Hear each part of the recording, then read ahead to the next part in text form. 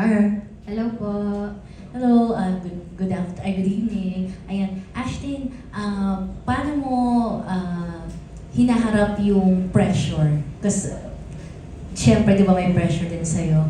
Paano mo hinaharap yon at saka para sa mga future projects mo rin?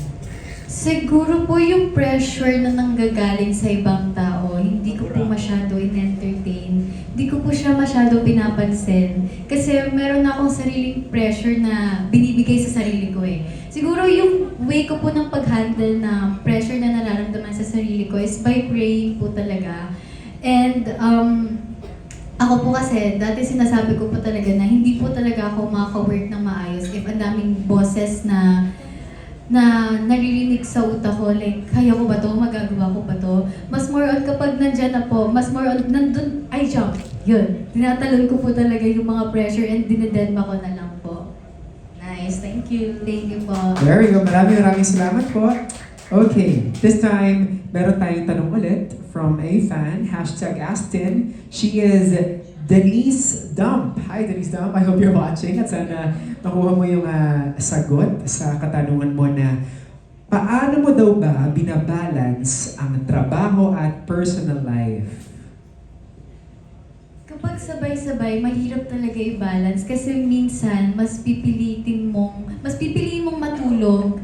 And syempre yung rest days mo, kailangan mo pa din mag-work kahit pa paano kasi magme-memorize ka for the next shooting days, gano'n. Pero ngayon naman, mas nababalance ko siya kasi mas less work din yung... kasi mas may pahinga ako ngayon. And yung...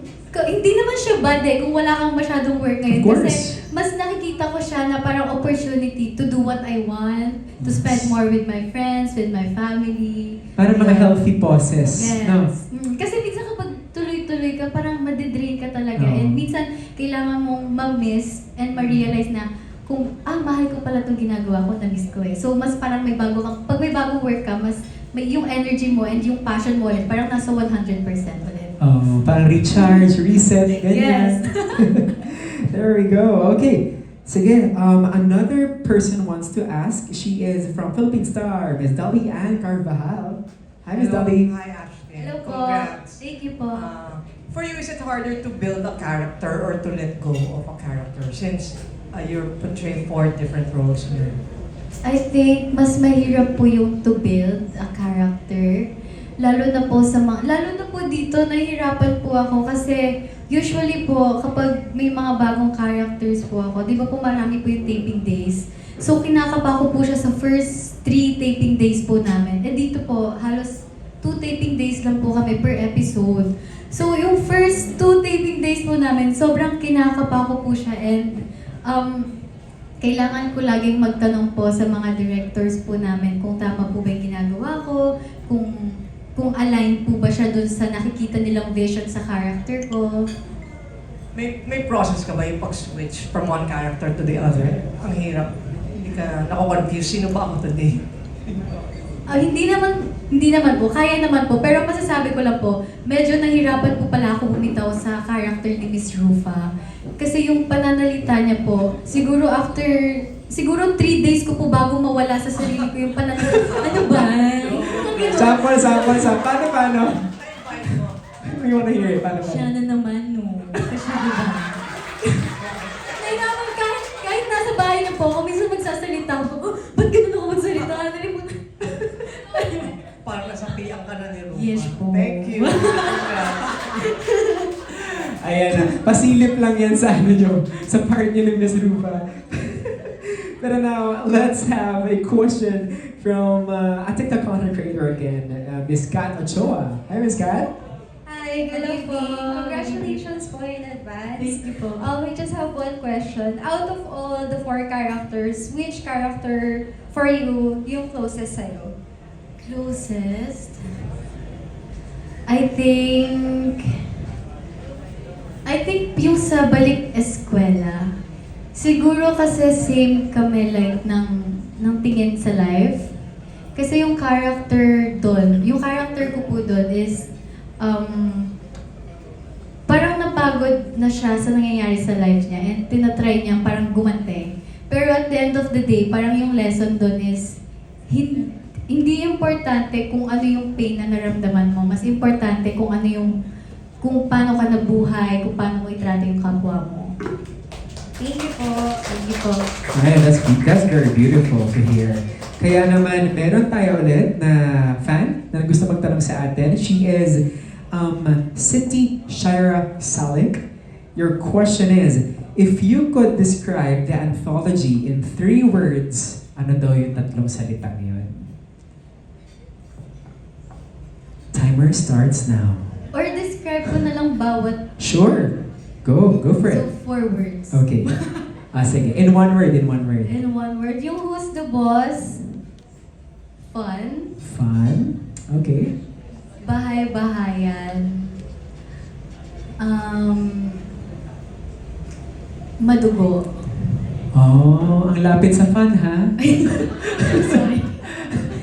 Yung Who's the Boss, relatable, since yung character ko dun is isa akong fan ng K-pop idol. And I know maraming makaka-relate dyan. You know? And yung balik eskwela,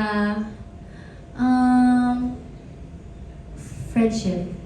Friendship. Oh, yan yung mga words na dapat namin tandaan bago namin panoorin yung bawat isa na project mo. Okay, we're interested. Kaya naman, up next, let's hear it from a question mula kay Stars Photog, Sir Alan Santon. Hello po. Hi Astin, congratulations. Thank you po. May drama anthology ka na, di ba? Bongga. Tanong ko lang, for sure, 4 pa lang to. Pero pag naging successful to, for sure matusundan pa to. Pero syempre marami nang nakakamiss sa inyong dalawa ni Andres na magkasama. Kung bibigyan kayo ng drama anthology na kasunod nito, anong genre yung gusto mo? Sa kaaning character that you want to portray? Siguro, gusto ko maging yearner. Yearner. Siguro kung genre, siguro light naman with happy ending. Kasi yung sa minamahal namin, yung open ending niya kasi parang ang sakit pa din. Mabigat. Di ba? Kaya parang after ko manood ng minahal, parang ang sakit pala magmahal. Yun yung nasabi ko after ko manood. Kaya siguro kung magkakaroon po ng next, siguro yung light lang with happy ending. Thank you. Thank you Looking din forward po. to that. Congratulations. Thank you po. Maraming salamat po. Up next, let's have from Sinigang PH. Ha? Nagutom ka bigla, no? From Sinigang na Baka dahil sa nasa recycle pa yon sa trash. Ano lang yung ini-expect Dapat mong burahin yung trash. reception ng audience from each of the anthology installment? Like, ano yung gusto mong maramdaman ng audience from each episode? Gusto ko maramdaman nila mismo, syempre kung ano yung ina-offer namin, kagaya sa Who's the Boss and sa My Melody na light lang and fun, na gusto magpakilig. And sana maramdaman nila yon. And of course, sa Balik Eskwela and sa Bahay-Bahayan, gusto ko din ma-feel nila and makita nila yung lesson na gusto naming ipalabas sa kanila. Thank you, Ash. Thank you po. Maraming salamat po. There you have it. Up next is a question from Cristela Marie. Sabi niya dito, Ash, ano daw yung pinakamahalagang lesson na natutunan mo sa journey mo bilang isang artist ng Viva na hindi nakikita ng fans sa camera? Lesson Ooh, na hindi good question. nakikita ng fans. Sa buong journey mo bilang artista sa Viva, yung ilang taon mo na napagdaanan. Parang sobrang transparent ko kasi. So, hindi ko alam kung ano yung hindi pa sila aware. Pero siguro sa buong journey ko, gusto ko malaman nila na kapag may plano ka sa buhay mo and hindi mo na-achieve, okay lang yun. It's better if ito-trust mo yung plano ni Lord. Kasi ako, naniniwala. Kaya before magmutya ng Section E, parang nagkaroon ako ng acceptance stage na okay lang if hindi ako for this one. Yeah. Kasi kung ipilit ko na para sa akin to, hindi naman ako magiging masaya. Mm. Di ba? Kasi pag may mga bagay na lagi mong pinipilit, hindi mo alam, masasaktan ka na. Kaya doon ako sa, yun, gusto ko malaman nila na doon kayo kung saan kayo ilalagay ni Lord din. And huwag kayong mag-pressure kung feeling nyo napag-iiwanan kayo, or kung feeling nyo parang bakit sila ganito, bakit ako ganito lang. Okay lang yun. Kung nasan ka, dyan ka talaga dapat ngayon.